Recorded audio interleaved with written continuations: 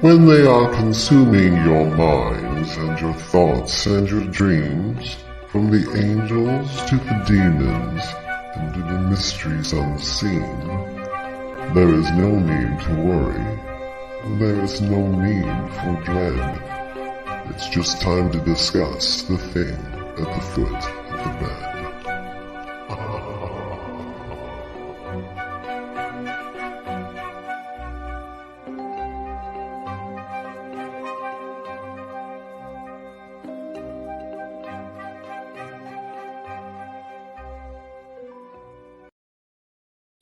Good evening, and if you're just tuning in, you are listening live to UFO Paranormal Radio Network and United Public Radio Network, or we like to call it just UPRN, to the thing at the foot of the bed. And you are listening to it on 105.3 and 107.7 out of the beautiful city of New Orleans. And I am one of your hosts. My amazing co-host is next to me. I get rid of all the housekeeping things out of the way, and then I'll introduce him. Like I said, I'm one of your hosts. My name is Lorilei Potvin. I am a host here of my own show on UPRN called The Angel Rock on Mondays from 6 to 8 p.m. Eastern Standard Time. And then my amazing friend and amazing medium, David, and I co-host The Thing at the Foot of the Bed. Now, just a few things. First things, I'm going to do this so I don't forget, because I want to remind you guys, we've got this amazing opportunity coming up. And I learned this from one of our own hosts, who I think I may be joining tomorrow, the last hour of her show, Carrie Lynn Shellhorn. She's got Spirit Switchboard on Fridays from 6 to 8 p.m. Eastern Standard Time. And I believe I may be joining her from 7 till 8 tomorrow.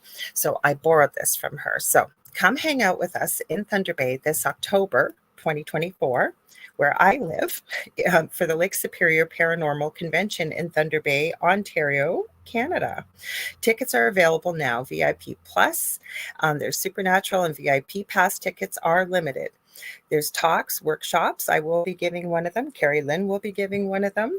Let's see what else we got here. And Carrie Lynn will be giving messages from Spirit on Sunday for a special Spirits and Sweet event. Guest speakers will include Carrie Lynn Shellhorn, Shane Pittman, Jeff Belanger, Beyond the Haunting. They are on the Travel and Escape, Travel and Escape channel, I believe it is their show. Dee McCauley, he is from one of the cities outlying very close to Thunder Bay called Red Rock, and I've had him on the Angel Rock. And I've also done, when he did a Paracon, it was almost 5 years ago at the end of March. I can't believe it was that long. So it says Dee McCauley, Dark History, the Winnipeg Paranormal Group, and so many more. And she said, including myself. And then she said, special thanks to Lucky Paranormal out of Thunder Bay, Ontario. They're the ones that are doing this. Now, I have put that link in the YouTube comments. I will tell you how to find that in just a sec. But if you look up Lake Superior Paracon, you will find it very easily. So if you like what you guys see and you want to join in the conversation and you want to be part of the discussion, we've got Diane Brighton here, we've got Kelly, we've got Mary Erickson already. How you can do that, you can head over, first of all, to David's The Spirit Experience on YouTube and his group on Facebook. I'm streaming it to my page on Facebook under Lorilei Potvin. I'm also streaming it to Lorilei Potvin, the Angel Rock, on Instagram, and my YouTube channel, which is the Angel Rock with Lorilei Potvin. You can also go to UFO Paranormal and United Public Radio on YouTube and Facebook. We're streaming to Canada's Most Haunted, and I believe that's most of the places. There's something for everybody on this network, though. We've always got new hosts and new shows coming. It's been around for 25 plus years. And we have multiple shows streaming 7 days a week, one after the other. So be sure to stay tuned for the second night of the Outer Realm with the amazing Michelle DeRoche and Amelia Pisano right after this. But when we're not streaming live, the archive server randomly picks shows from over the last 25 years to play. So we are streaming 24 hours a day, 25 hours a day, Dave. No, that was the lead. Yeah, you might as well. Also, we have a TV channel for the network. So if you want to watch us on TV, you're going to see us on Roku. And what you're going to do is go to the channel store. You're going to type in UFO space P as in paranormal. There's a drop-down list. We're about the third or fourth one down. And you're going to be typing on UFO space paranormal in United Public Radio.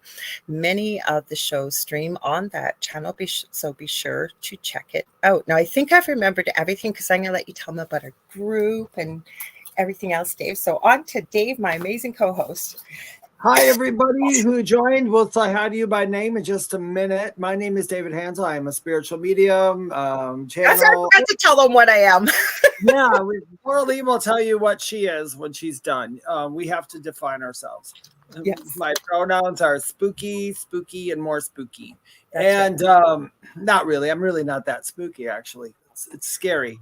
But anyway, that's me. Also, if you are watching from any of our Facebook groups or anything like that, and if you look above us on the post and you're a Facebook user, just click on that highlighted link and give them permission, and we will be able to see your name. But if you'd like to remain anonymous, that is absolutely 100% okay. All right. So, but if you want to, or they can type in their name. Or you can type in your name if you don't want to do things like that. Should I tell them what I am? Should I tell them? I'm gonna quick throw you guys. Hi, everybody. I'm gonna quick throw it back to Lorilei so she can tell you what she is and who she is. Otherwise, you guys will just go, "Who's that woman on your left?" Okay. Well, most of the people we know in the chat. Sorry, guys, I'm getting over a cold. I started last Thursday or so, a little bit before, and I'm just on the tail end of it. So, anyways, I am a Canadian psychic medium. I'm also a crystal Reiki energy healer, Akashic Records practitioner, spiritual teacher and mentor, registered nurse, budding animal communicator. What else? Studied near-death experiences for 40 plus years professionally and personally. Had one as a toddler. David has had one as an adult. And what else do I want to say? I think that's it. We do pretty well the same things. we do the same stuff. We talk to people a lot of people can't see. I have to start out by saying, because I thought this was a really cool thing, and I think I put it in our group as well. Oh, by the way, you guys, we now have a thing at the foot of the bed group on Facebook. If you want to go ahead and join that, we will post. Lorilei is the one who does it. She will most likely post everything that we show you on the show. Also, you can add stuff to a discussion, stuff you want us to talk about, talk to other like-minded people, and just have a good time. Please go ahead and join us on there. When we get about 200 people on there, Lorilei and I will start doing a few live card readings and stuff in the group for free, just for fun and to play around. Post your spooky stuff. Like, you guys got questions, or you got an EVP, you think it might be an EVP or a picture? Yes, if you guys got any spooky stuff you want to post, go ahead and feel free to post it. I was going to say one more thing, and no, that's about it. I will say, I think I put this in our group.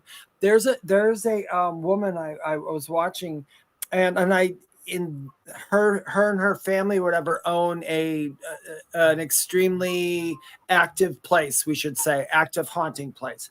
And a lot of groups go in there and they, investigate it, which is awesome. Great.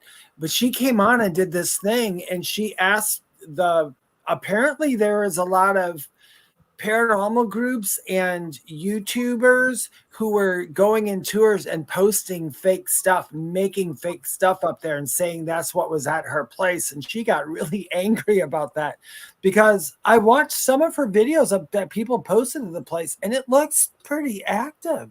Like, but people were doing some fake stuff and they got caught. Well, so I have some stuff that's not fake tonight, Dave. Some of the stuff I've seen. So we're going to talk about that. Some stuff's fake. I get it. People, fear sells, you guys. Fear totally sells. But I don't know. You wait till you see some of these videos tonight, and I don't think they're fake. I do not believe they are fake. One of them's been around for quite a while. Let's say hi to everybody. So Michelle is over in Australia. I know she took off already. I saw the comment at the bottom, because I know she's probably getting ready for work, or it's Friday over there in the morning. We got Jackie Lane, Kathy Hanley Little. Hi, Kathy. And I want to give you props, because I was always calling Kasun, and you said Kasun, and you were actually right. That's how we say his name. He's over in Sri Lanka. Oh, it's Kasun. Okay. And it's my fault. And then we got Nicole Thomas Ryan, we got Christopher A. James. Diane has said hi. Michelle said, have a good show. I'll watch tonight. So have a good night at work, Michelle. Or good day. It's have a good day at work. That's right. We're getting ready to go to bed. You're getting ready to go to work. excuse me, bed. What are you talking about? It's still early. Yeah, it's still early. It's only 7:30 by us. Well, Yeah, about 7:30. 7:23. Yeah. 7:23. I'm gonna round it up all the time. Round it But up. anyway, I thought that was interesting just because I watched the real videos of the place and they were really good. I mean, the evidence was, I thought it was really good. I'm like, that's like a professional did that evidence, went and got that evidence, because she explained to people too. And a lot of people don't realize about investigations. When you see some investigations like on YouTube and stuff, a lot of it's cut. I mean, we cut in between, because Lorilei and I have both been on investigations, obviously. And it's very hard work, really, because you have to be very patient and you have to be able to sit still and very quiet for a very, very long time. But I think some people, when they see the videos, they think the stuff happened like boom, boom, boom, boom, Well, boom, because boom. what people don't realize, for every camera that a good team puts in, somebody has to sit and review that almost frame by frame by frame. Exactly. Hours. Like, that's why I always have so much respect for, my boys, the Foreman brothers, Paranormal Nightmare, Living Dead Paranormal, they used to be known by. They put out a new video every week. And as far as I know, Josh, the middle brother, who does a lot of the house blessings and cleansings and things like that, he does all the editing still to this day. And then the other one that always floors me is Colin Brown from the Paranormal Files. I watched, they were in Andrea Perron. What is the name of that movie? My brain is not working tonight, guys. Somebody's going to type it it's one of the, Lorraine and Ed Warren went there. A movie was made about it. My brain just went blank. You can probably find it if I look it up. But anyways, he puts out almost a 3-hour documentary every week of their investigations. He does almost an hour of the history and going on in how the house began, what was going on, what the history is behind the whole thing, and then he puts in an investigation. And I don't know how he does that every week, because he got to review that evidence. No, that's I worked with a couple when Brandy Reeder, who's not on here tonight, but she knows them. That guy, he was sat. I don't know how they do it.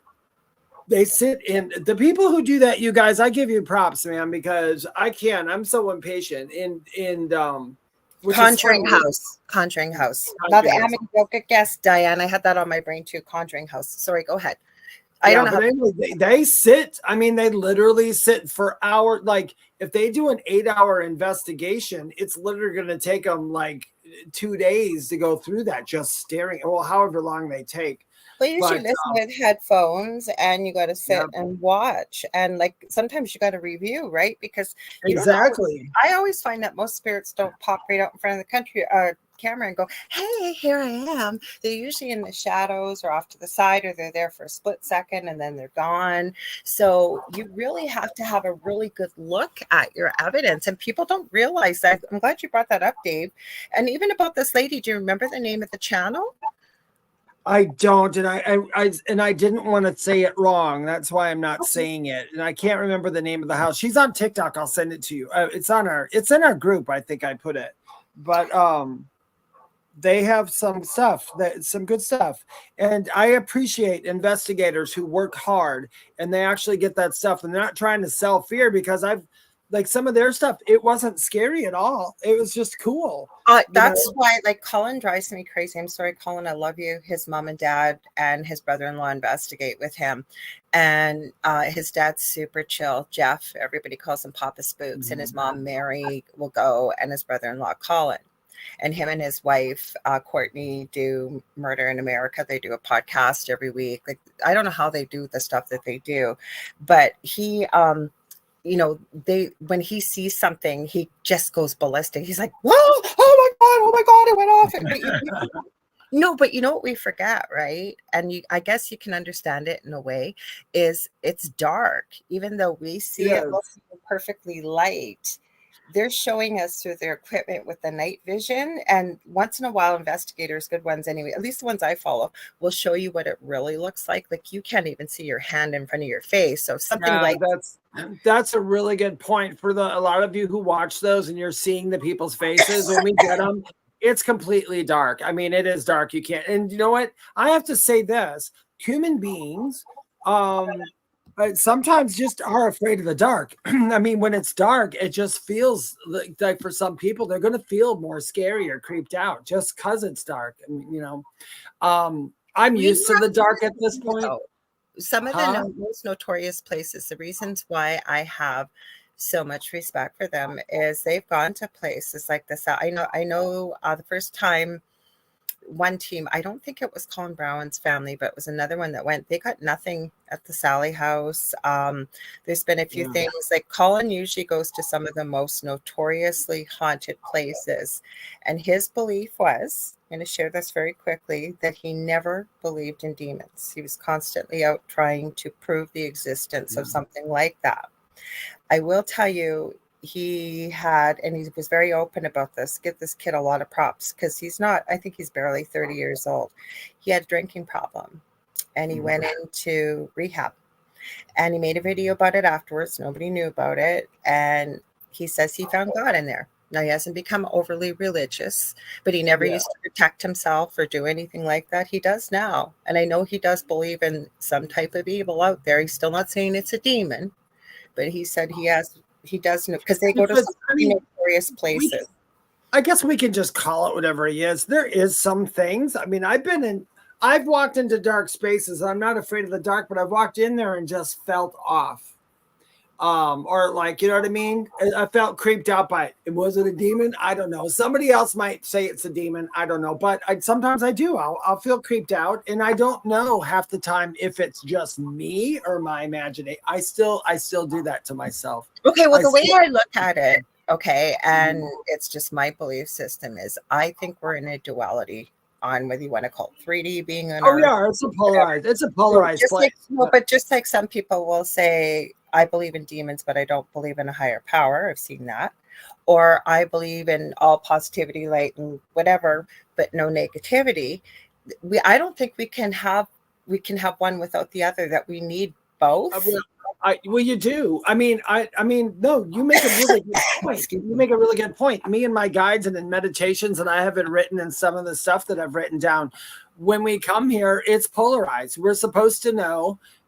You have to, in order to know hot, you have to know cold. In order to know happy, you have to know sad. In order to know anything, you have to know the opposite of it. So we live in that kind of place. We do. And so if there's good ghosts, there has to be some bad ghosts. If you have a good something, there has to be a bad something. Now, what you call it, what you think it's capable of, how you view it, that's all you. I'm going to show you some interesting stuff tonight. The one house that they show, this is older footage. I've seen it. People have tried to debunk it. The people that own the house have done multiple interviews and had people try to debunk this. And the girl that it happened to went back the next year. Something happened to her when she went back. I'll just call it at that. Hello, Contessa Martins and Kassan, you were saying meta psychics, is that what you were saying? I wasn't quite sure what you're talking about. I do want to add this. You know what I was watching before we went live? It's called the Imagination Podcast, and it's going to be a little creepy. I may have to spell one of these words just in case. I don't know what YouTube will be like about it, but it says season 4, episode 45. And it's Niklas, and it's Niklas. It says Monarch Psychic Super Soldier on REM sleep, and then MKULTRA. And this word I know I do have to spell TRAFFICKING in the Dulce DUMBS. Now, be prepared. There'll be some information there some people may not know about, but the reason why I found it intriguing, and I've only watched about 15 minutes so far, this kid apparently had a Kundalini psychic awakening at the age of 6, lived in Germany. And you would not believe what this kid is talking about, what happened to him. He didn't even know why it happened. He's talking about how it happened when he went to bed. And he basically would have been deemed a super psychic. I'll let you guys know next week after I watch the rest of this. But this is pretty intriguing already. Like, this guy's already talking about had some poltergeist. This was his words, not mine. Poltergeist activity. His grandfather witnessed it. Sounds like there's... I get that. There's one thing that throws me off. I could be wrong. Just my opinion. This is the channel. Kundalini. If somebody had a Kundalini awakening,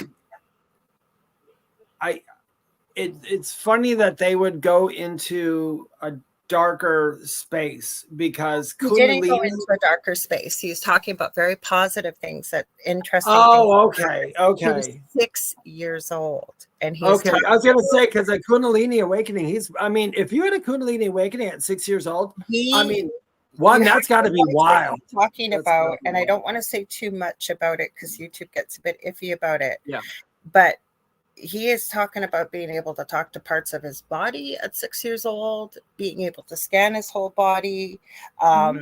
He basically OBEs at will at 6, being able to visit everybody in the house when he should have been in bed asleep. And that there was I know what triggered the activity, what he's saying did, and you have to kind of watch it. You may watch it with an open mind. You may think this is crazy. You may not think it's crazy, but I'm always intrigued to listen to these type of stories. Oh, I am too. I love those stories. Is he self-proclaimed? I don't know. I've only been in 15 minutes, and that's right. You did say that. I would let me know. What monarch programming and MKULTRA is and all that stuff. When you get into it, you'll understand. But he's not involved in that, is he? That's his story that he's getting into because of the awakening and the abilities that he had. That you have to listen to a story. I'd have to listen to it because I don't think he's lying. I don't think he's. No, I'm not saying he's lying. I'm from what I know about each one of those, they just don't go together. That's why I was thinking, but I'd have to see a story, because because I can't. Just because I can't see the connection doesn't mean there isn't one. No, so what I've seen so far is, now this girl talks about this kind of stuff. If I'm not mistaken, I don't even know if I believe her story. She claims to be, I think, the older daughter, if I'm not mistaken, of America's Most Wanted. If I'm not mistaken, I'm positive that this is her channel. Wasn't looking for it. It came up. Anyway, she exposes this kind of stuff and talks about what she discovered late in life. And that's where I'll leave it at that, because we've got to be careful talking about these topics on here. Yeah. This kid was targeted because of his psychic abilities. And that's where the story is going into. He wasn't at 6 years old. Nobody is seeking. The one thing I thought that he did mention that was really positive, Dave, that you'll connect with. He says he had reptilians visit him every night, and sounds like they had a pretty positive experience with the reptilians. They are positive. Yeah, I know. I'm not doubting the guy. I think I should watch it, because the fact that, no matter, the one thing about spirituality is, the thing I love about spirituality and the paranormal and all that is, there really is a lot of different views, because all of it is based on perception. So he's not talking about spirituality. What he's talking about and why he's on here is, let's just say, when you get into what I talked about, the programming that he was gone through, if you look it up, it exists. A lot of it originated in Canada, in the University of McGill University, and in Southern Ontario, way back in the 70s and what have you. And there are documents that have been released, unclassified, that prove that this does exist. Well, no, I know this stuff. Actually, this stuff does exist. I'm pretty sure it does. He was targeted at a very young age, and his abilities utilized. I don't think the way the story was put out there, and why it just showed up, I wasn't looking for it, that his parents didn't even know what was going on. So it's very intriguing. He's just getting into his story about what happened to him. I will, Nicole. I'll make sure. Let me make a note of it. He wasn't looking for this at 6 years of age. This just happened to him. And he, I don't know what his story is going to turn out like. I'm not saying it's true or not. I just thought I'd share it with you guys if that's something that you might find intriguing.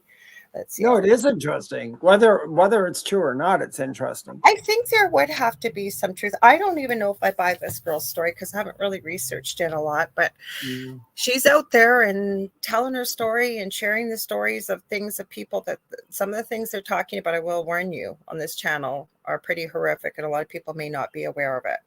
If you are and you're open to it and open-minded, have a listen to it. Watch. But sorry. Yeah, then watch. I was gonna say, yeah. I found it intriguing at 6 years of age. You're not looking for, and again, he might not be using the right words. He's an adult now. He may not be using the right words for what he experienced when he noticed that his abilities kicked in. Remember, English isn't his first language. He was in Germany, it said quickly. So he could speak English very well, but he referred to it as a Kundalini awakening.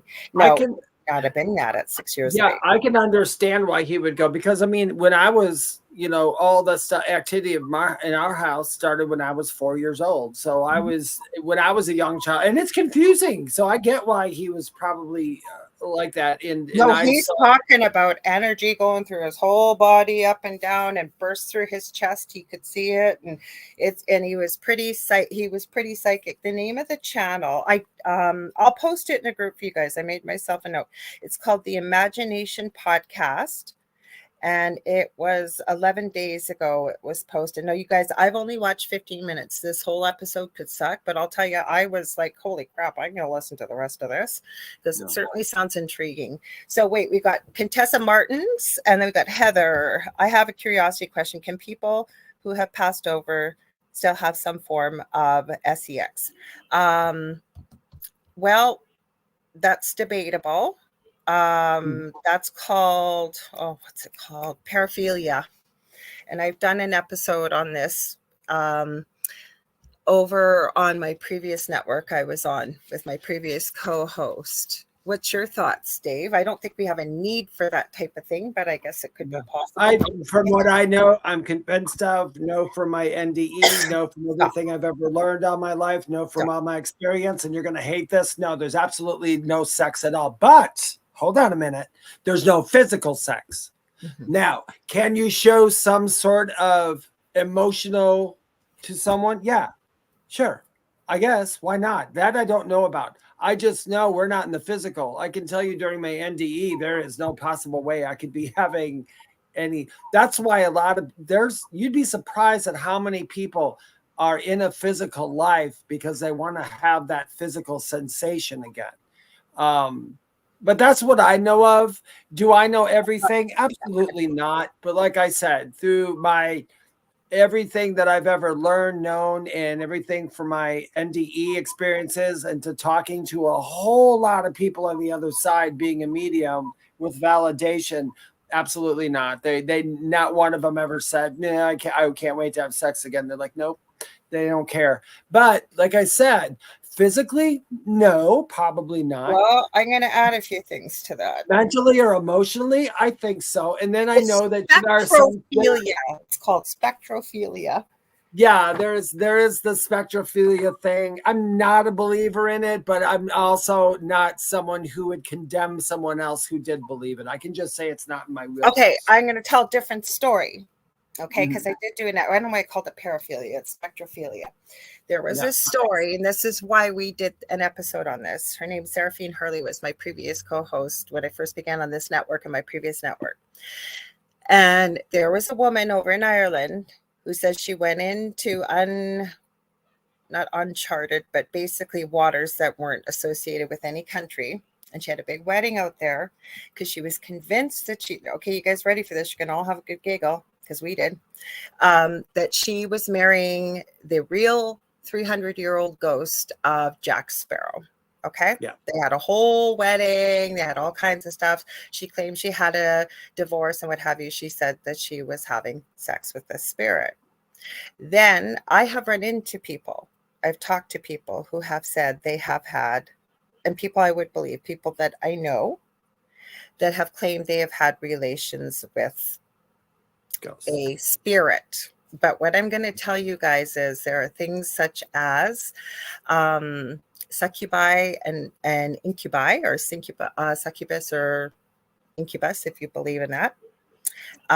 Again, whether you believe in it or not, but I know there are women, I've met elderly women who were married for 50, 60 years and their husband died and they still claim they have relations with their husband.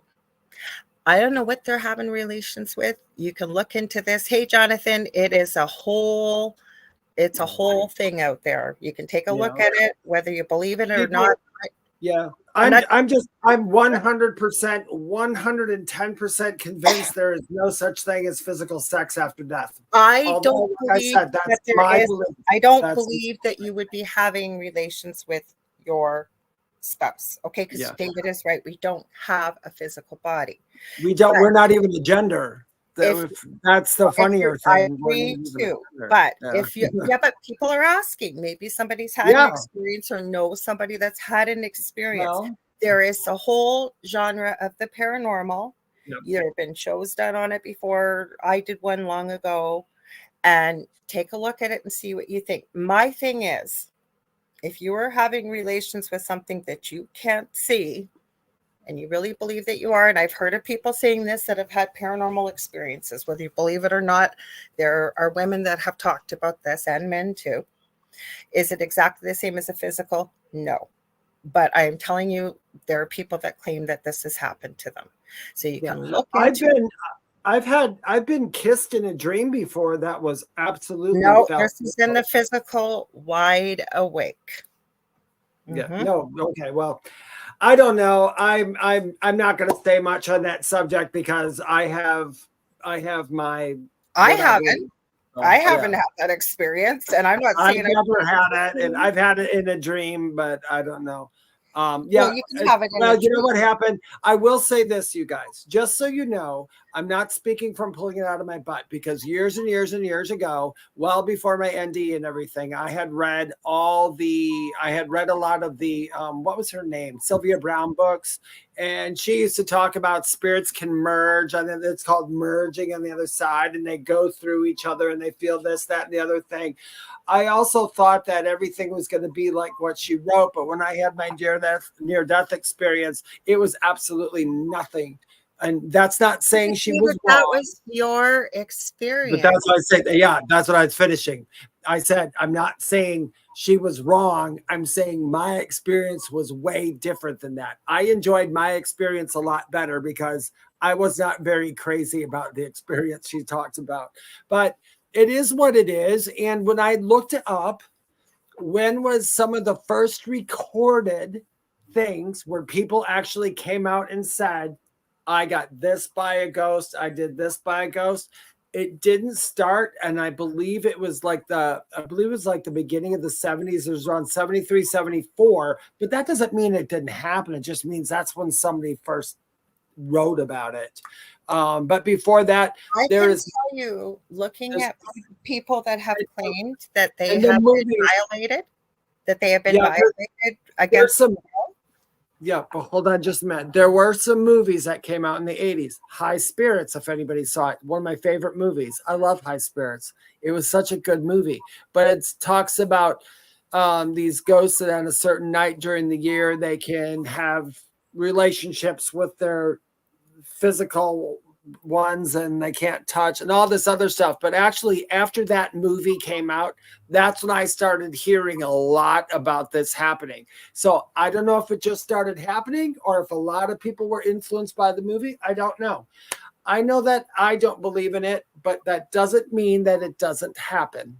That's what I'm going to say. Just because I haven't experienced it doesn't mean it doesn't exist. Yeah, it doesn't happen. Yeah. And the other thing is, I have seen quite a few interviews with people that have been claimed to have been violated, that were having activity in their home. They will explain it as not the same as the physical that you would be having with an actual human being there. But like Melissa said, I've had it happen in the astral. So I'm assuming the same when you no longer have your body. So I don't know. I don't know what the answer is, but it's hard for it. Yeah. And I would be very, if you're asking that question for whatever reason, and I'm glad that you feel safe that you can ask it here. Yeah, you can ask. If you're experiencing that, I would be very careful with it. If it's in the dream state, I wouldn't be too concerned about the dream. Yeah, you're good. Yeah, you're good on that. The reason, one of the most, and I won't say his name just in case anybody gets, one of the most accurate psychics and mediums from the UK. He is nationwide known, one of the most accurate. I mean, the dude, like, it's scary how accurate and how that stuff comes out. I studied a lot of his stuff because I liked how he did things. And then I heard one of his seminars, and in his seminar, he was teaching mediumship. You would not like what he said. Every paranormal person in the world would hate exactly what he said because he has a big, that doesn't exist. He said, it exists in your head. It doesn't exist. He went on and on. I don't believe that because I have his encounters with ghosts. I've had lots of encounters with ghosts where if somebody were to tell me straight out ghosts don't exist, I would say, oh, shut up, because I know they do. So it all depends on the person. And I know that Lorilei and I both tell you guys, we don't know everything. And we're not the end all be all experts. We only have opinions for now. So, hi, Jonathan. He said hello. Kassan, I saw your question or your comment. I'll get back to that in just a minute. So Diana said, is it earthbound spirit or old hag experience? The main thing I would encourage you, because you've got two thoughts of belief here. Yeah. Okay. I believe that you don't need what we would call sex here in the physical form here when you go back home, because you don't have a body. David is right. You don't have a gender. You are an energy and a soul. Okay. But I know people here on Earth who have talked about it, and there's a whole study of it. So have a look at it and see what you think for yourself, or if you've experienced something yourself. It's a safe space if you feel like Melissa said, exactly. You had it in the astral and then she met the person later in the physical. Tessa's talking something about the entity as well. And then Julie Bassett says, hi, Lorilei and David. And then Shannon said, well, what do you mean you both don't know everything? You know, that just ruined my day. I will say Diana Brighton, which I find very interesting if you want to delve into this, because I've delved into this and I love this aspect. There's not just here and there, okay? There is an in-between. So there very well could be souls who don't go all the way over into that section where we kind of just lose everything and are just pure thought and energy. So there could be, like you said, the astral plane.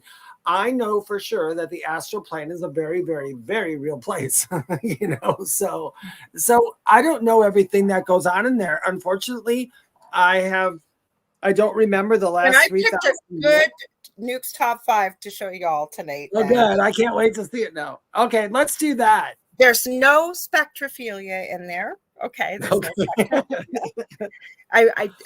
but when I gotta give Julie Jean Bassett, I always give her a shout out. I love to give her a shout out. She's an animal communicator, shamanic practitioner. Be sure to check her out at juliejeanbassett.com.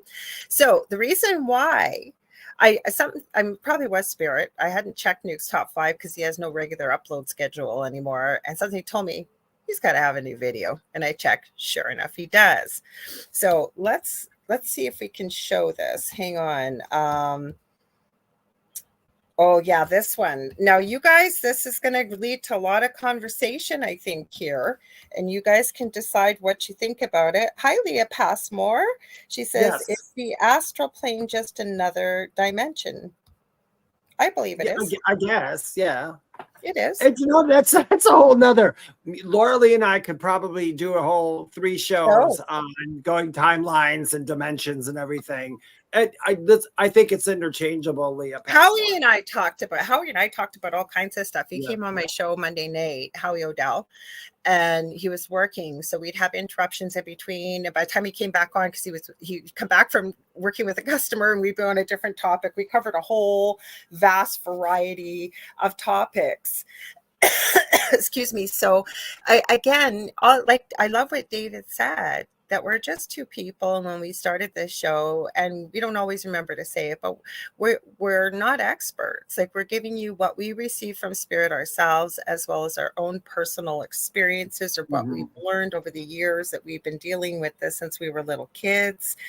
So like I say, you can take it or you can say, hey, I don't believe that. Or, that's what we talk about it. And you guys make up your own minds. Yeah. Because remember, all of the things that scare us, everything aren't just really things at the foot of our bed, so we don't know. Sometimes real people. Hey, you want to hear a spooky story really quickly? Yeah, so I want to hear a spooky story. My partner Dell was out for a smoke the other night. It was probably about 12:30, 1 o'clock in the morning. I wasn't outside. I think I went to bed actually because I was sick, which is early for me, 1 o'clock in the morning. Anyways, he came in and I think I got up to get a drink or something. He goes, "You're not going to believe what I saw." And I go, "What?" He goes, "I'm outside and all the snow's almost gone here. It's been pretty nice, but still, it's not short and t-shirt weather at 1 o'clock in the morning. It's cold. Like it's pretty cold still. This guy's kind of sauntering down the middle of the road, apparently in a pair of shorts and t-shirt. And Dal said you could kind of tell he wasn't completely sober. Okay. So he walks past our place and there's a big school on the left-hand side and Dal sees him go, "Hey, how's it going?" And you can't see who he's waving to. Dal said out of the dark, this guy comes out swinging samurai swords. Running swords like this at this guy. I go, "Oh my gosh, did you heard him?" He goes, "No, he's just standing there swinging all these swords." And I go, "Well, don't you think maybe you should have called the authorities?" He goes, "I don't know if they'd come because they don't always show up here, right?" I said, "Well, hopefully they'd show up for a weapon. We haven't seen him since. I hope to never see him. And I hope wherever he came from out of that school, that he goes right back." It was not a spirit. It was a human being. That's why I said sometimes human beings are more scary than spirits. Yeah, human beings are I think I think a human being is more scarier than any poltergeist, demon, or anything. I think a real person is scary. Donna, that is precious. Do you want to read it? You want to read it? Yeah. Donna said, "When I met my guy, it felt like a 'hey you, I've missed you' feeling. Your thoughts on remembering people as if you known them before." My thoughts are, this is something I know, and I will argue with anybody. I know this. It's because you remember them from the other side. It's because you were supposed to meet them. It's because of all those things. So if you're with that person, you were supposed to have that encounter. You're remembering. I always tell people, the people who are like your parents, your mom, your dad, all this other stuff, they're not just that after here. They can be your best friends on the other side as well. So can your enemies, because if you're going to learn something from a bad person, I'd rather learn it from someone who might be a friend on the other side. I'm not saying they all are, so don't take it as, you mean the person who beat me is my best friend over there? I'm not talking about that. I'm talking about the people who teach you the biggest lessons, like, yeah, Julie Bassett has said, yes, you have a soul contract with those people. We do. We almost have a soul contract with just about everybody we've ever met on this planet, even like for 5 seconds. You could be going through your life and need something said to you and all that. And because your higher self is on the other side, you're not doing anything to your contract. Your higher self is going to okay things. Maybe you need someone else to tell you something because you're just not hearing it. So a stranger might say 5 words to you that might change your entire life. And that's because it was planned. I don't believe in the chaos theory. I believe everything is divine timing. Okay, so Donna, I have a story for you, and I believe you 100%. Not that we don't believe you, but to go along with that vein. First of all, I love the movie. It's called, I always forget the name of it, and I love this movie. It's called Made in Heaven with Kelly McGillis and Timothy Hutchins. I've heard of it. Oh my God. It's an amazing story. Is it good? Yeah, it's back in the 80s, so you got to get past the 80s music and what have you. It's got Deborah Winger playing God, but basically Timothy Hutchins comes back from the war, ends up losing his life. I won't give it away how, goes to heaven and falls in love with a new soul who's Kelly McGillis. And all of a sudden she's leaving and he's devastated and he wants to go with her. It wasn't his time. So he's given 30 years to meet up with her, and they have to meet each other and fall in love again within the 30 years, or he completely forgets she ever existed. And what ends up happening is so many things. He did not come back in a great life or anything. It's a really good story. It's an excellent story. But along the lines of what, sorry, I got to go back. Here's it, Donna? Yeah, Donna. So I was 16 going on 17. And I was supposed to go to my 12th grade prom. And I had a boyfriend a year younger than me. And he ended up cheating on me and broke up with me 2 weeks before prom. And it has a good ending. Oh, good. So I wasn't going to prom. There was no way I was going to prom. I thought, screw that. I'm not going. Last day of school, because I used to play basketball all the time. So one of the guys I played basketball with said, hey, I got no one to go to prom with. Will you go with me? And I said, sure. So all my friends all had their tables, and a lot of my friends were at a different high school. Long story short, this girl I was a friend with, not a close friend, just a friend, she wasn't sitting with anybody either. And she said, do you want to sit together? And I said, sure. Mm-hmm. And I said, well, who are you going with? She goes, oh, it's this old family friend. Oh my God, he's so beautiful. He's blah, blah, blah, blah, blah, right? I have no clue who this guy is. So we get there first. We're at one of the way back tables at the back of this hall. Okay, there was over 400 people at this hall. I happened to turn around as he walks through the door, and I turn around and our eyes met. I swear to God, it was like time stopped. It was like we knew each other. Then she comes around from the side. It's her date. He ends up sitting beside me, and I began the 7-year love affair of my life. We are still good friends. He's married to someone else. We were engaged, and obviously it wasn't meant to be. But if I did not, I've asked many people over the years. Now I know, but years before I realized my own ability. How do I know him? I know him. I knew him. I knew him to the depths of his core, and him with me. And the thing is, how would that happen with a room full of 400 people, my back's to the door, and I happen to turn around and see him as he's coming to the door? Exactly. Yeah. I'm a big believer in that. I think that's a beautiful story. Contessa Martin says, so we plan out our life before we come here. To an extent, yeah. Not all the situations. For me, I don't think all the situations are planned. Sometimes the situations are going to happen in order for you to learn or to experience whatever you came here. Some people just want to experience some things, some don't. That's my take on it, as far as I know, and my feeling on it, and how my life is and everything. But yeah, it's like even my NDE, I've come to learn more and more it was a, what's the word I'm looking for? A alternative to something. So I had alternative things that could have happened during that time. And that's what happened. For whatever. Contessa too, though. No, I don't believe we plan out our life. I think there's major things that can and will happen. Yeah, it's not everything. It will. Yeah. So we can, like, we come here with a reason. We're not here by accident. None of us. There are major things, like David said, this time your husband is who it is and your kids are who they are. And we have a soul group that we make agreements, I believe, to incarnate every lifetime, but we take on different roles, right? But not everything's planned out, because why would you come here? If everything's planned out, why be here? You know what the ending of the story is going to be.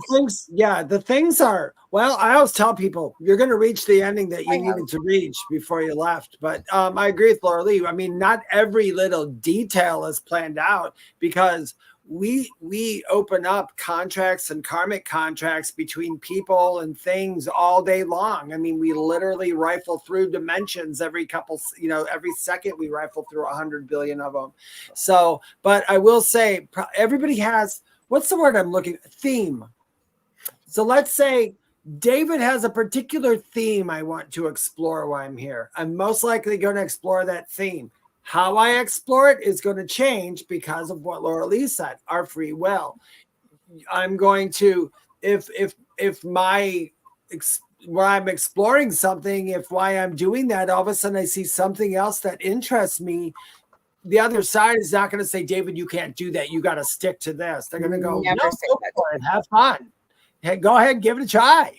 And that's what it is, so that's what I know. I mean, it's all up in the air. You're here to have experiences, but we could do probably a whole month of shows on this. I know that you did plan. You planned where you're growing up. You planned that. You planned your ethnicity, you planned your parents, you planned your brothers, sisters, you planned all that Things stuff. like that you can't change. Yeah. But I think that with free will, you could have had a plan to be a doctor and go and live in a multi-million-dollar mansion. And then, you know what? You, with your free will, go in an opposite direction. My theory, and it's just a theory, is I think that when you're on the right path, life is a little bit easier. It's almost like when you go off that path, I think that you're still getting those little nudges to get back right on the right path. It almost seems like life becomes a little bit more difficult. But with that being said, you could very well have planned to come here and have an experience, maybe clear a lot of karma, which we could do a whole show on. There's a lot of different reasons. You could have a very difficult life here for many reasons. I've also seen one person in particular I know, and I believe it, that their sole purpose was to come here and have an easy life and just experience fun. And they are one of the most responsible people, care less about money, care less about anything. They're just here to have a good time. I think there's an overall theme. I don't believe every single thing is planned, but I will say I definitely, even if I go back through my life and remember stuff, I'm on a definite theme that is undeniable. It's like, oh, I totally get everything that's going to happen. And because I recognize that theme, it actually makes it a lot easier going forward now. Okay, so Julie's thoughts, just Julie's thoughts too. She said, no, we don't. She said, we come here with amnesia, she believes, and we pick out the parents we will be born to, etc. So it's almost like the things that we can't change that are hardwired when we're born. But I think that the world is your playground. Like, because just from looking into this and researching it, and again, I don't have all the answers, but there are people that had a plan to do one thing and they're not even close to what they were supposed to be doing. And, you know, sometimes something happens. You know who I've seen a lot of this with is, and again, you could poo-poo it or not, but channelingerik.com. And again, you could say it's all crap, or you could say this really resonates with me, but it's a mom who was a doctor, Elisa Medhus. She had 5 kids. Her third child, Eric, had severe bipolar that was basically untreatable, and he had Tourette syndrome, and he's 19. He unalived himself. And they were all an atheist family. They were staunchly scientific, didn't believe in anything. All of a sudden, some very strong things were happening to the family that were starting to get Elisa start thinking that maybe there's something more. Maybe there really is an afterlife. Like, apparently Eric had really stinky socks, and like family members would smell him. Or the biggest one for her, her dad, who was a doctor over in Europe, called her about 6 months after Eric died and said, I think I'm losing my mind. And she said, well, what do you mean? And he says, I just had Eric appear to me like he looked as a 4-year-old, and he climbed up on my lap and kissed me on the cheek and said, I love you, Papa. Long story short, she's connected with various mediums, and she connects with Eric and other spirits on the other side, and she does interviews through the mediums with them.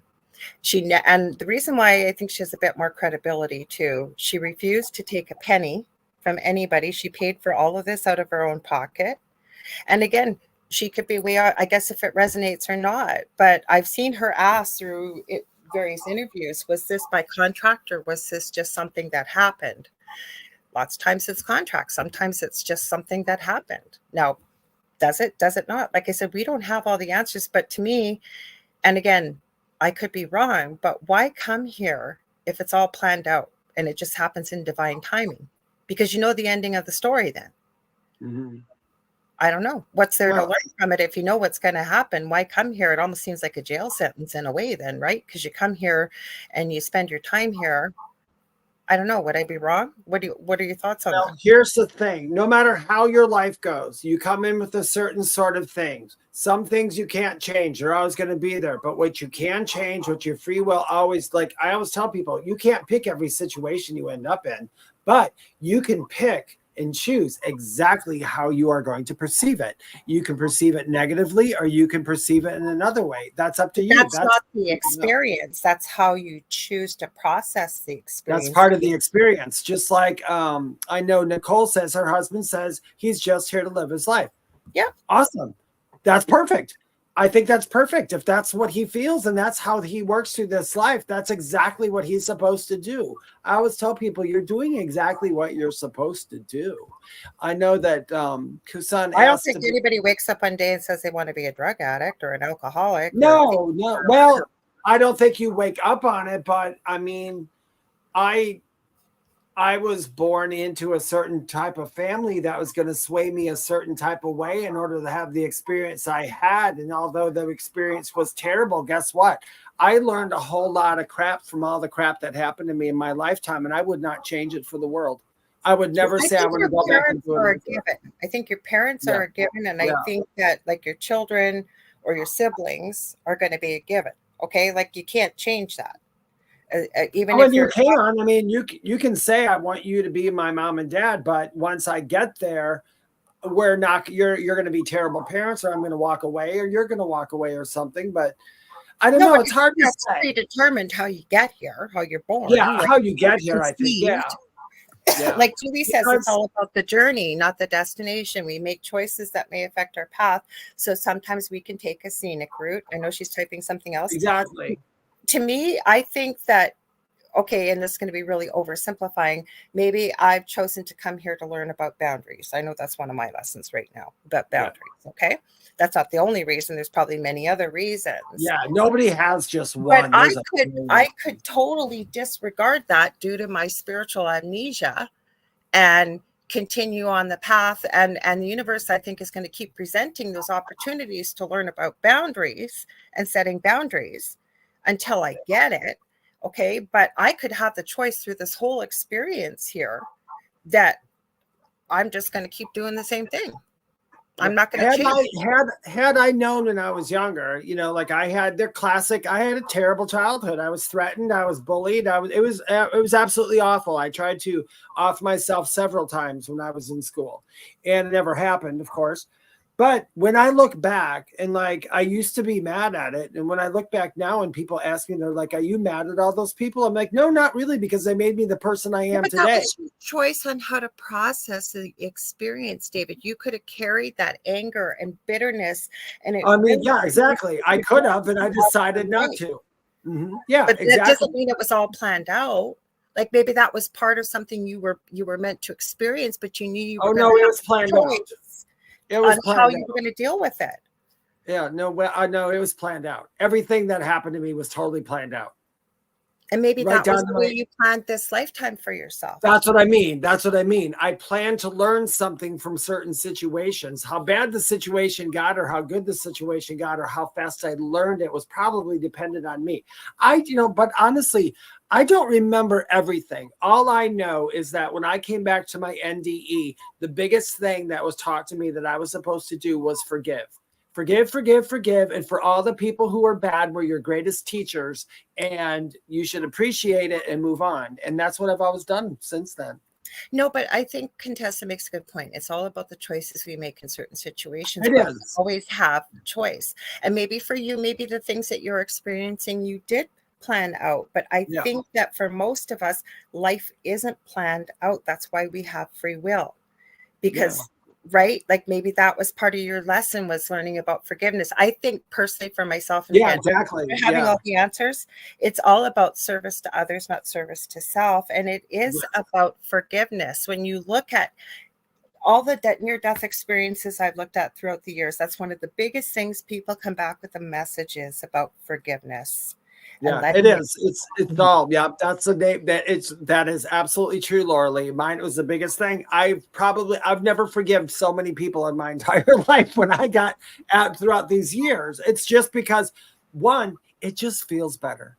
I think it's a universal purpose of human beings to learn about forgiveness. I really, really do. And it all depends on how you think of everything. In the end all be all of everything, I believe that we are all the same person. So it is hard to look at life that way. And a lot of people don't like that, because when they look at it that way, they think that they're forfeiting something about them. They think that they're not going to be them anymore. You're always going to be you. Always. No matter whether we all got together into one body or not, you're still always going to be you. Always, always, always, always. So, but I it's a think that we're more a part of each other, kind of like a soup, if you will, that exactly. you were the broccoli and I was the onion or something, right? And but the time it's all cooked down and melded together, we are one.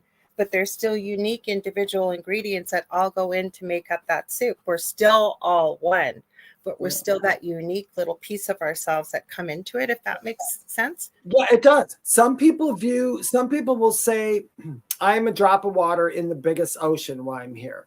And I'm like, yeah, there are some who are here, but there are some here who say, I'm the drop of water, but I still contain the entire ocean. So, and we do. It depends on our perception of it. It does. Yeah, a separation is an illusion. It very much is an illusion. My thoughts are we have different thoughts on this. I believe that we don't have it all chosen out. I think that we have very big things, big life events that. Oh, I don't think everything is chosen.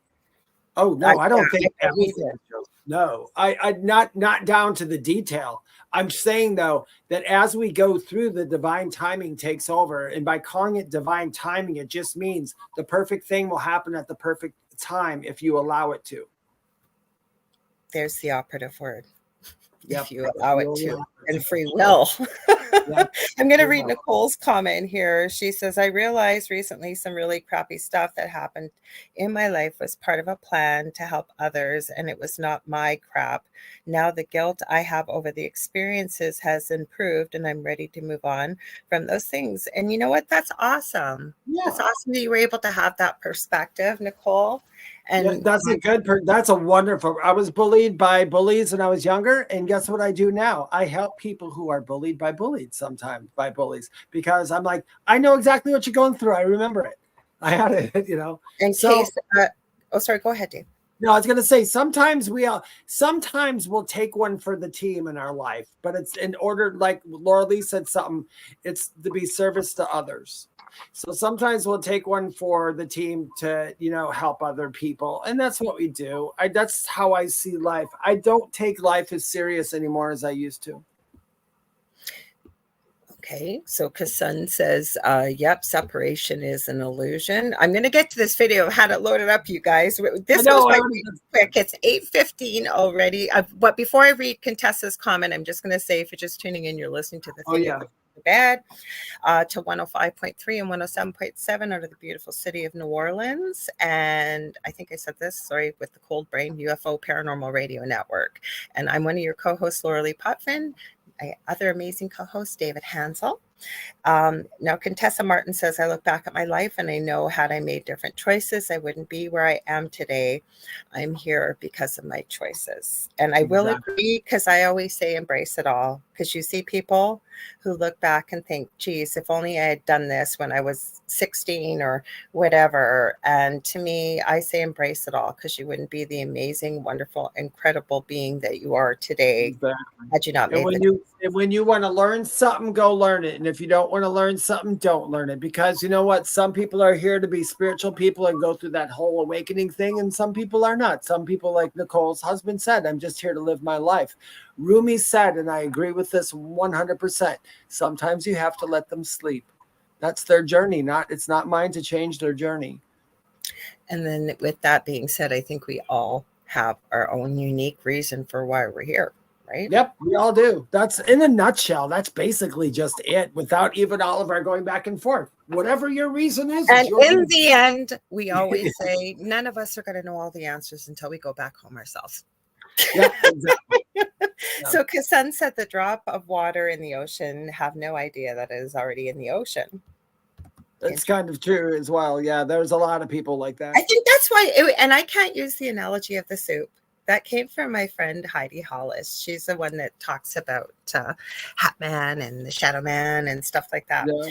And she had, I guess it would be an OBE. It wasn't really a near-death experience, but it was very much akin to a near-death experience. And she was trying to explain what the love was like on the other side. And I agree with her that there are no words to express. There really aren't any. Right. Yeah. So she was the one that said, I call it a love soup. And when I thought about it, really, when you get a pureed soup, there's each individual ingredient in there that's very unique on its own and by itself. But once it becomes part of the soup, right, it's all one big conglomeration. Yep. But you can't separate them ever again. You really, truly are part of one, but you all bring your uniqueness into this beautiful symphony or harmony, if you will. So I don't know. I have to give her credit for that. Shall we play this Nuke's Top 5? Now all the love and spiritual stuff we're done. Let's get our spooky on. Let's get our spooky on. We haven't got much time, you guys. Hang on. Okay. So I'm just going to play this for, can you guys see it okay? Because it's YouTube. Yes, no? Can you see it, Dave? I can see it perfectly. Can you see it? Okay, you can see it. Good. Okay. Hang on. I might be able to make it big screen. Let's see. Children were enjoying a quiet night at an Airbnb in Anchorage, Alaska. It's late in the evening when the kids fall asleep in Jordan's arms, and he takes a video to preserve this precious moment. What happens next absolutely scares the out of him.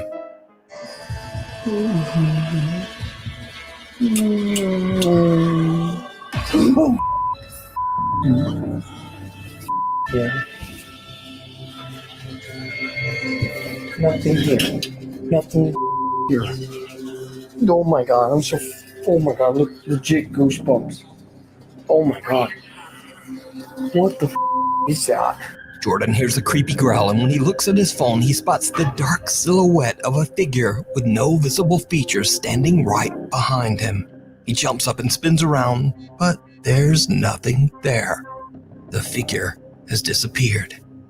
To this day, Jordan still has no idea who or what was in the room with him and his children. He still worries about what might have happened if he hadn't been awake.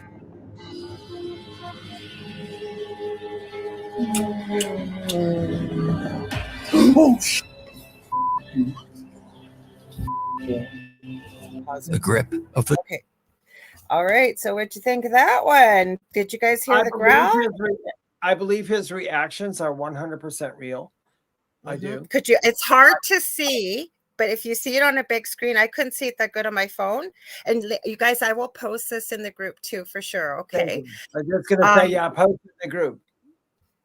And there was a growl. Like, did you guys hear that growl? Like, there was a growl. I didn't hear the growl. I'm kind of immune to the growly things, but that doesn't mean. But I did hear something. That poor guy, though. I'll have to say, when I watched it, when I first started watching it, I'm like, all right, my feeling is this guy's not bull-essing us. This is his actual thing. What it is, I don't know, but it would, and you know what, though? I have to say, I've been in the position where I looked behind me and something creepy was there. It scared me. So I get it. But he wasn't looking for that. He was filming his kids asleep in his arms, that's what I mean. And he's about to kiss one, and he hears a growl, and it's hard to see. It's a faceless shadow, and then it's gone. So I'm not saying. I mean, maybe that's how whatever noise it made came out. I don't know. But whatever. Yeah, 1 minute, gone the next. I don't know. People are saying that is spooky and creepy. Well, let's go to number 9 here. There's one there were some pretty good videos in this one. So this one's called The Grip of the Grave, number 9. The Grave. Jimena Barón, an Argentine star with more than 6 million Instagram fans, usually posts glimpses of her daily life as she travels, acts, and sings. But one day she posts a video on her Instagram story that is very out of character. The video is security footage that shows Jimena hanging out at her friend's house in Argentina. Something happens that Jimena says still gives her chills to this day. Oh, what happened there? Hang on, guys. Oh, now they want to know if I agree that they're relevant or just going to be neutral. I don't know why you did that. Sorry, guys. You won't see it very well here.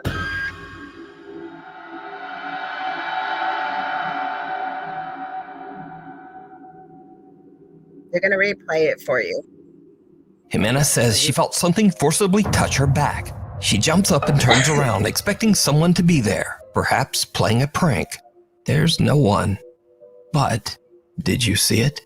Well, probably not, because this video looks like it was shot with a potato. But after posting the video to Instagram, Jimena's worried fans pointed out that in the video they see 2 ghostly hands grabbing at her head and right shoulder. Jimena says that she is shocked and doesn't know what to do other than to just move on and try to forget. Since then, Jimena has never posted anything more about the paranormal. Mimic. So, what'd you think of that one? That was pretty creepy. It's a real reaction. The whole I like that he said she's never posted. There's quite a few videos like this in here. Hi, Sandra Sharp, that they've never posted paranormal videos before. And this was caught on a security camera. I didn't see, now that I know where those hands are, as soon as I watched it, I could see it. See, wow. I can't. I still couldn't. Even when they said it, I'm like, well, it all depends. I didn't. That's the part of the video I didn't like, where they said, viewers wrote in and said there's hands watching there. Well, now that you said there's hands watching that, of course we're going to see it. Yeah, but he slowed it down for you to see. Yeah. So, and I still didn't see it. But that's just me. But I thought, but you know what? It is. I will tell you this, guys. It is unnerving to get touched by something that you can't see. It really is. And I think, and I know that. Okay, and so does TikTok girl. Now, I downloaded one of her videos, but I hadn't watched the whole clip of this, and he includes it in here. See what you think of this one. I don't believe, I'm going to tell you right up front, this is something sinister. See what you guys think. I don't think it's sinister. It's called The Mimic, okay? Melody Rose from Los Angeles, California is recording a TikTok video about perfume when something very strange happens. Okay, if you're like me and you're looking for a new signature scent that like will have you needing to beat off men, beat off pause, but you know what I mean, like you won't have to beat them away. Let me rethink this. Basically, everybody will hunt you down and be like, what are you wearing? Because one time I had left the room and this chick followed me and she was like, even though you're no longer in the room, I can still smell you. What is that? Bitch, this. And I keep buying the Discovery sets. One, because they're cheaper. Two, because this brand has so many scents that I'm like, which one do I even love? Like, I don't know. I'm leaning towards the Arabian Tonka. I think that's how you say it. An unidentified childlike voice can be heard saying, hey, and Melody. With beat off, pause, but you know what? I'm like, which one do I even love? Like, I don't know. Now, Melody doesn't hear this voice at all and is completely unaware of what she just captured. So she switches to another topic and records another video. But then she hears it. Okay, first of all, why didn't anyone tell me that if you have... yeah?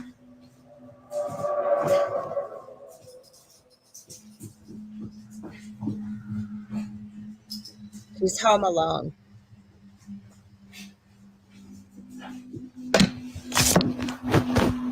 My bad. So I forgot. I didn't think about it. I'm home alone. And I thought someone called me and I'm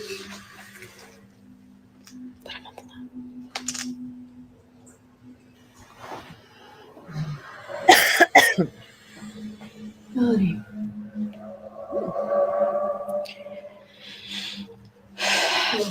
Maybe it was my cat, and she sounds like a human sometimes.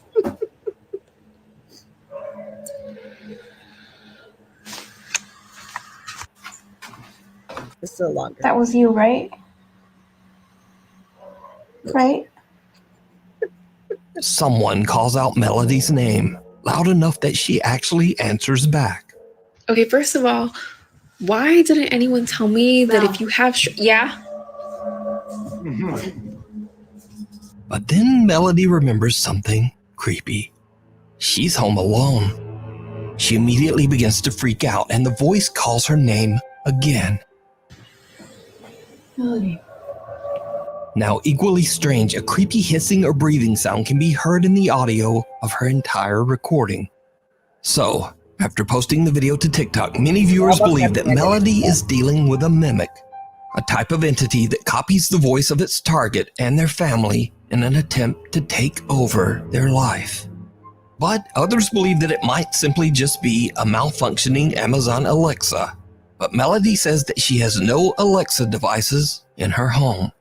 Another thing, Alexa, I don't have an Alexa. So is Melody in danger from a supernatural force? Or is it all just an elaborate hoax? You decide. Okay, that was a longer clip.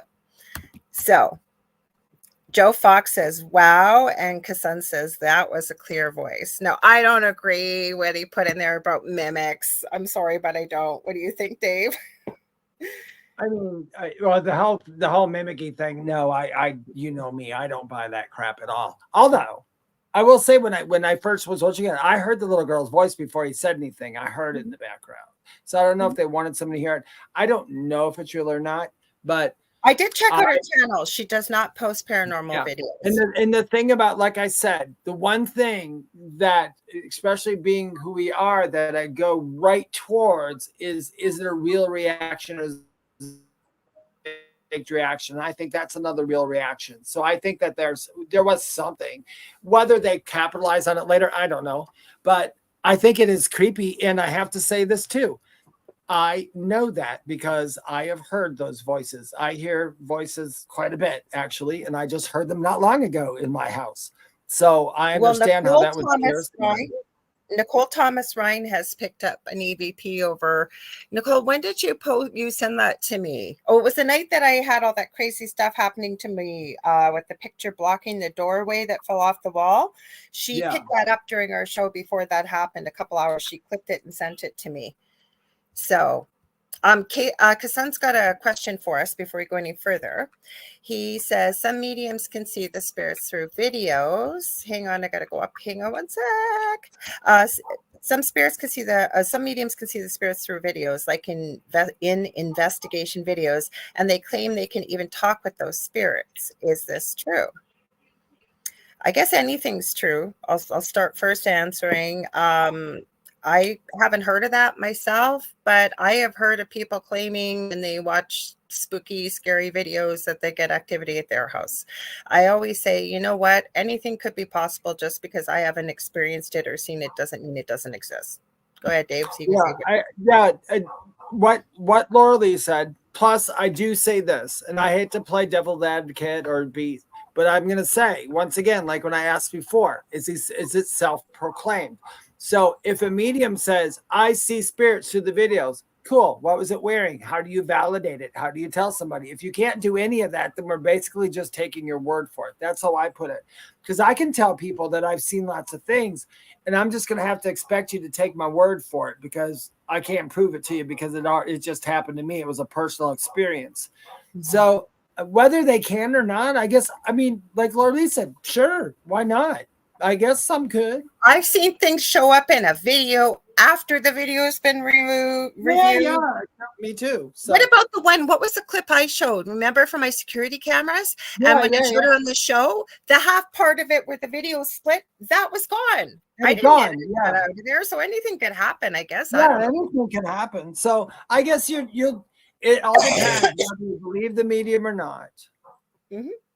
So Kelly said, I heard someone coughing in my apartment. That freaked me out. LOL. One of my friends today, it was from yesterday, they were leaving me a voice message, and they are not into really spooky paranormal stuff. And I heard the noise, and they went, they were leaving me a voice message to go, I got to go find out what that is. And they came back, never found out what it was. It was pretty loud, and they got dogs. They debunked the dogs and everything. So I don't know. Anything could happen. And then Diane says, when I hear spirits dead or living, it's telepathy. Well, yes, and I believe that human beings are quite capable of telepathy. Personally, I think that once upon a time ago, our spirit is telepathic. No, but I was going to say, I think over thousands of years ago, I would not be surprised if we as human beings actually communicated that way regularly. Yeah, they do on other planet. We're behind. They do on other planets, and they do with people here. I mean, so yeah. I wish we were better at it. You know what? We do some of our telepathy stuff now because I mean, like you have people that you know that they'll start talking to you, and they can just tell you start a story from the middle of it, and you understand it. I think when some people hear the word telepathy, they think that telepathy is hearing words and sentences, and it's not always words and sentences. In fact, it was explained to me, like, even if you were to say the word Easter, when I say just that word Easter, how many images pop up in your mind having to do with Easter? So you don't just see, like, if I were to just say Easter to somebody who didn't know what Easter was, they'd be like, I don't know what that is. But if I shot them all these pictures of eggs and Jesus on a cross and church and, you know, all this other stuff, then they would understand what the word meant. So I think so also feelings. So Nicole says, I think people here are evolving to telepathy. There's a friend of mine, Augie Nost. I'm supposedly doing, I'm gonna double check the date with him. It's one of the last Tuesdays of the month in March. We're going to be having a paranormal panel, but he's been on the Angel Rock a lot. And he has something called the Mastermind, and they meet on Sundays and Mondays and Wednesdays, and they work on power of the mind, power of positivity, focusing energy, all kinds of things. Okay. And anybody can join, by the way. You just have to write, I think it's the mastermind@gmail.com, and just ask for the Zoom link. Anyways, he's given this exercise to people when he's been on the Angel Rock. And what he suggests, you want to practice telepathy. He said, next time you're standing in line or on queue, depending on where you are, and you've got somebody in front of you, right at the base of their neck, right here. You're going to be standing behind them. You're going to stare at it and focus on the back of their neck and keep thinking, turn around, turn around, turn around. Now, I didn't get it to work right away at first, but it's worked more. I don't believe there's anything such as coincidence anyway. Anyways, maybe some serendipity, but I don't believe in coincidence. But it didn't work right away. I had to really learn to kind of focus. And then people start to look around like, who's telling me to turn around? It does work. Try it. Okay, And if you it can work. wait. 1 sec. If you guys do try it and it works for you, I'd love to hear in our chat on the next couple of shows. Let us know how it works. Go ahead, Dave. Sorry. Yeah, I think I heard that experiment we said. I think that's a great experience. With my cats, and I can tell you that telepathy does work even when you're not staring at it, because my angel is looking the other way right now at my cat. I've had times where he's looking the other way, and I'll just look at him from behind, and I'll start imagining, instead of just saying angel. Yeah, but Peter, you communicate with animals. You are psychic. These are people that really believe they don't have a psychic. Yeah. Well, no, but I don't. But what I'll do is I'll flash the picture in my head of me petting him, of like, this is me petting you. And I wonder if he picks that up, sees that. He does, because you can communicate with animals, and I know you can. Yeah. But I'm talking about somebody that doesn't believe they have a psychic bone in their body. Oh, yeah. Well, yeah, they should try it, because even that's you what guys I'm asking. You guys can talk to animals just like I can. Or try it with a person, because a person, sometimes, and Julie will validate this, sometimes it's harder to communicate with your own animals. A little bit more difficult when you're first doing it. And we already do communicate telepathically with our animals. Like Julie said, everyone is telepathic when we were young, then we shut it off. Exactly. But what do you do? Like, you know, when your dog or your cat wants a drink of water or a treat, or they want to go outside, or they want to go for WALK, in case anybody's listening and has decided that's where they didn't say that out loud. Yes. So you already know that. But if you practice it on somebody that's a stranger, we all have intuitive abilities, but just give it a try and then let us know, see what happens. Practice at it. If you're standing in line, just see what happens. And if they don't turn around, just grab their butt and see if they turn around. Yeah, right. And then say, it was the spirit beside you. I was watching the thing at the foot of the bed. Lorilei said I should grab your butt to get your attention. Yeah, right. I'm going to add this. Sorry, I got to move up one.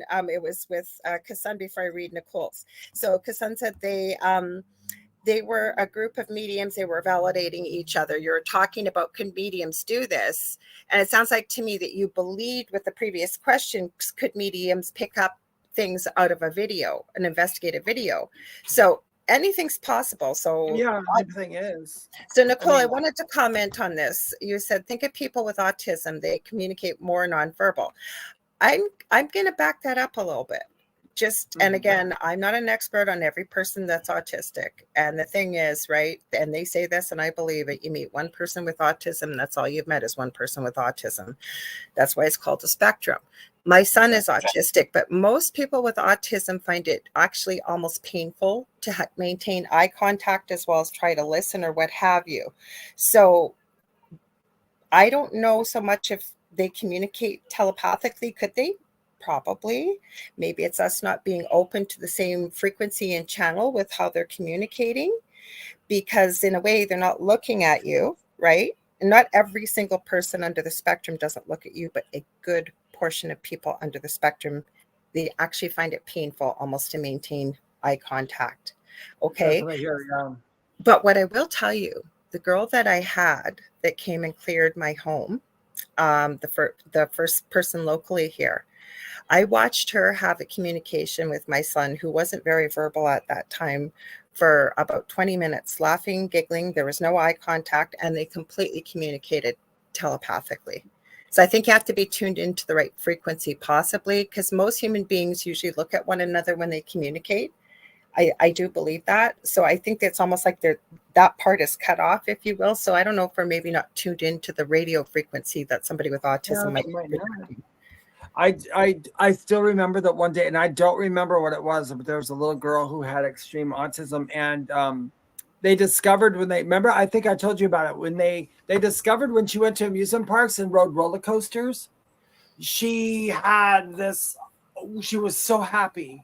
She had focus when she got on the roller coaster for some reason. They were trying to explain it, but even, nothing against scientists, but I think no one can really explain it, because I think autism is special to the person that has it. I think as I said, when you meet one person with autism, that's all you've met is one person with autism. Exactly. I've been made aware of that throughout the years, and I've found all the people I know with autism, it's like, just because they have autism, everybody's different.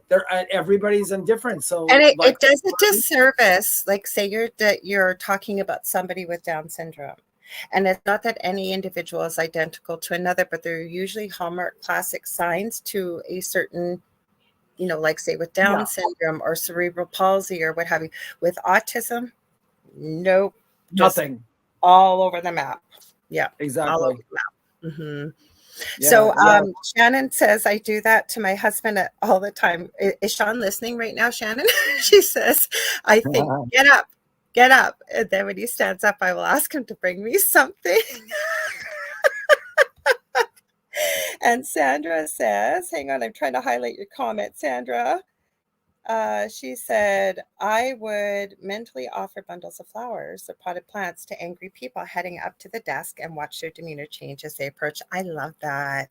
That's pretty. And you know what? Maybe I'm doing it wrong, because usually when people are walking up to me, I've got like this really terrible image of like, oh God, I hope you get hit by a car.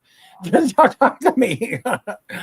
But I'm going to start sending. I think, Sandra, if more people were to do that, I think it'd be a happier world. Yeah. So Nicole says my youngest is on the spectrum, and you're right. Yeah. Well, you know what I always say, and it used to be a pediatrician I used to work with when I was in the NICU, and he used to say that the only person that's the expert in this room is the parent. They know their child the best. Yeah, they know their child. Yeah, that's true. They know their child better than anybody. Well, same as our pets or whatever type of being that we have in our care and we spend the bulk of our time with, we know them the best, right? So Kassan says, when I'm in the state of sleep and awakeness, I hear unintelligible voices. It's like listening to a spirit box. Interesting. That's fun. I think that might be your guy. Jump down that rabbit hole and play with it. I was just gonna say that. Yeah, I would too. Because that's the sweet spot. That's the sweet spot for anybody. Yeah, that's the hypnagogic state is like perfect. Right between sleep and awakeness. If you can remember that part right there and get into it, it's amazing. It's absolutely amazing. Yep, that is the sweet spot. And David is absolutely right. It is called the hypnagogic spot. My brain's not working tonight with cold brain. Yeah. But if you can't remember, it's just the sweet spot. Oh, Contessa's in love with caramel. And So because cooking on. too, Dave, your cat is adorable. He doesn't. Well, of course, animals don't care about time, but he knows when we're towards the end of the show. Yeah, He always always knows. jumps in here. And he's like, I think you're just wanting to be on TV, don't you? Yes, and he has a little visit with us. He's very patient because Dave and I usually have a catch up after the show, and he sits very patiently and he'll gently tap Dad's shoulder, like, Dad, it's time. Yeah, for TREAT. He wants a TREAT because he knows when we're done, that's what I do. I get those.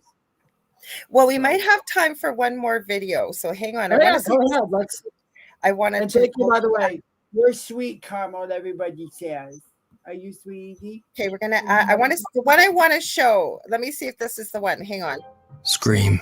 Sierra J. Casey, a concerned mother and No, this one's not the one. There's one because we're not going to have enough time for all the videos, but you guys can watch it when they post it. It's the next one, I think. This house is notorious for activity. Is this it? Let me see. I don't know. This is just investigating. Hang on. I think this might be the house. Hang on. Let me see. Oh, why?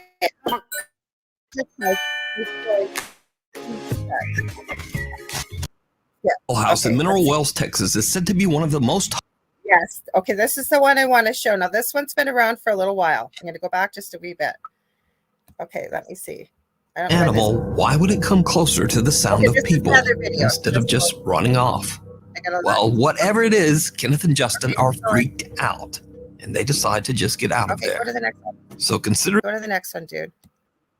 of one of the 78 people No, who we're passed still not at it. Hang on, guys. collapsed. You decide. Okay, Collapsed. go to the next one. You decide. Okay, this is the one. The Haunted Hill House. This house is The Hill House in Mineral Wells, Texas is said to be one of the most haunted locations in the U.S. The home is owned by Catherine and Edward Estes, who allow guests to rent out the Hill House overnight so that they can have their own supernatural experience in the home. Visitors have reported hearing voices, being scratched and bitten, and some have even had things thrown at them. The owners say that most guests get so freaked out that they leave early and often don't even make it through the night. So one night, a group of friends rent out the Hill House just to have a little spooky fun. Now, none of the group are paranormal investigators. In fact, they're not even really believers in the supernatural at all. But that is about to change. One member of the group, Victoria, lays down on a bed and jokingly starts to taunt one of the spirits that is said to haunt the house. Needless to say, it did not go well. Yeah, watch. I know, Nicole. As you can see, she was yanked off the bed. This was not a fall. And then they ran out. We're going to rewind that, and we're going to show you in regular screen.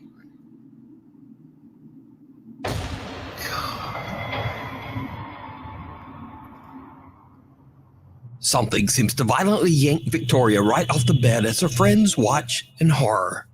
The security camera in the room catches the action as Victoria quickly gets to her feet and the group just makes a run for it. One of the guys is so panicked that he drops his phone and doesn't even stop to pick it up. Now, cut to almost 1 hour later. It's around 3 in the morning and a guy named Drew wants to test out the supposedly paranormal activity for himself.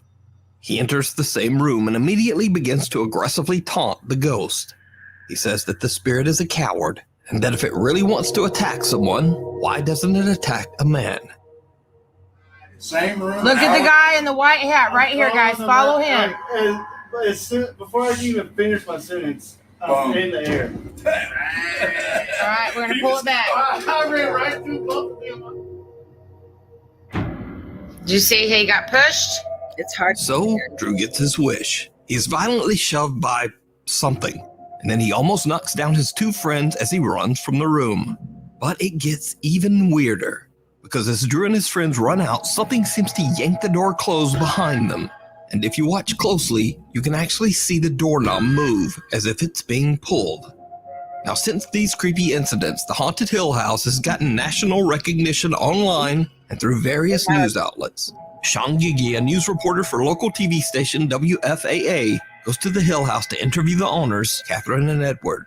But what he doesn't know is that he too is about to have a paranormal experience, all caught by his own news camera. What was that? Did you hear that?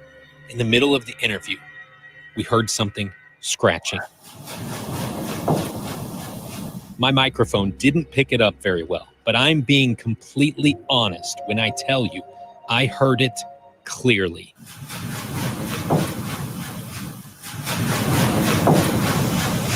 And the creepy incidents at the Haunted Hill House just don't seem to stop. Because remember Victoria, who got yanked off the bed by some unseen force? Well, a year after her first terrifying visit, Victoria returned to Hill House again. And this time, something scratched her back so badly that her shirt was soaked in blood. So is the Hill House in Mineral Springs, Texas, one of the most haunted places on Earth? And would you stay overnight and taunt the spirits inside? I wanted to end it because we haven't got a lot of time. That is an older video. You can watch that whole investigation because I know it was hard to see on there. There's a lot of people that have watched. Julie Jean Bassett said, I used to live in Mineral Wells, Texas a long time ago. I wish I knew about this back then. Nicole Thomas Ryan, I watched several investigations of Hill House. And Kassan said, I watched an investigation of Hill House just day before yesterday. I have seen a lot of videos. This house has some crazy activity. That lady did get pulled off the bed. But what do you think, Dave? Nobody really doesn't know what I think about that. I spent a lot of time getting very angry in the video. One, I detected from a couple of the people talking in the background, they were drinking. That was stupid. The fact that they were taunting ghosts, I'm like, if somebody did pull her off the bed, I wish you would have pulled her out the bed and threw her out the window, because why would people be so cruel and they use a place like that? But I do believe that, yeah, I know some stuff in Hill House, and I'm sure that house has a lot of activity. I really do. And I don't know what the activity is. I don't know. I haven't saw it enough to had my own personal experience. But the fact that I think it's a very spooky video. I think I would tell people, listen, if you are going to go explore a house, one, don't do drugs or drink. That's just silly. That's a really good way to, if there is such a thing is emotionally possessed or influenced, that's a really good way to get influenced. Second, I hate the fact that they just let anybody rent out that house to do it to taunt spirits. And then they go, oh, it's full of evil things. You know, they could all be perfectly good ghosts. Well, okay, I'm going to stop you right there. Not everybody that rents the house out that has experiences, because I've seen some and been very respectful in there and have had some pretty bad experiences. How about this? We'll get Nicole, we'll get Kassan, and anybody else that's watched a video. If you want, share it in the group. Not everybody goes in there to get taunted, to taunt them. I hear you. That's what I mean. Yeah. Disrespectful to spirits either. Okay, I think we need to treat spirits respectfully, just as we would any other human being. Just because you gotta always ask people.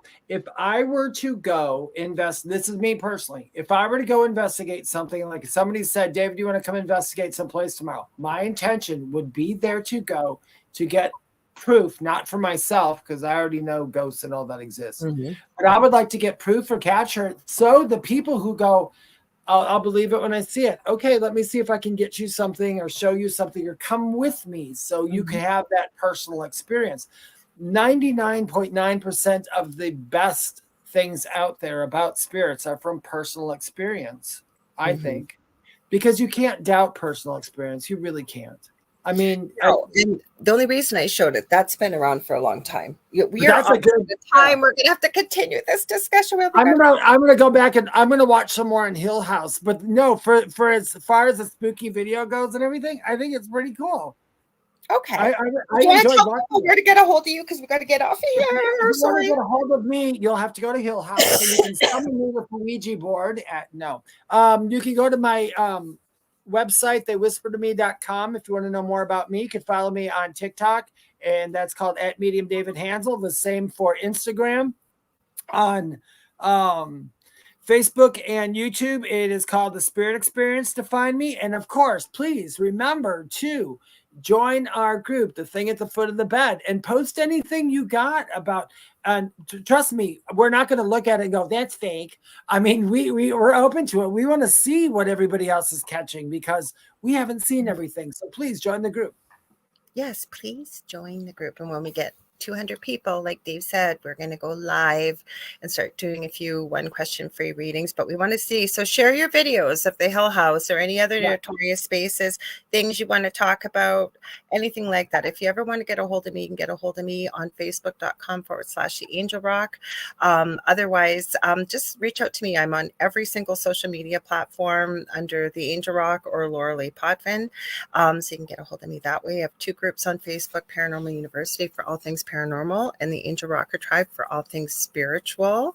Also, please don't forget to buy your tickets for the Lake Superior Paracon in October. It's October 4th to October 6th, 2024. I've posted at the top of my YouTube channel how to get a hold of tickets, but you look up Lake Superior Paracon, Thunder Bay, Ontario, and there's some pretty big names, including our own Carrie Lynn Shellhorn. I'm going to be speaking at it as well.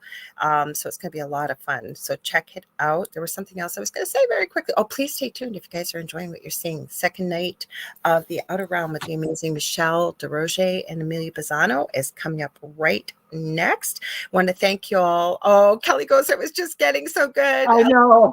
It always is. You just got to join us every week, you guys. That's all. Because this is the fastest 2 hours of my week. Oh, also, don't forget. I forgot, Dave, but I got to throw this in quick.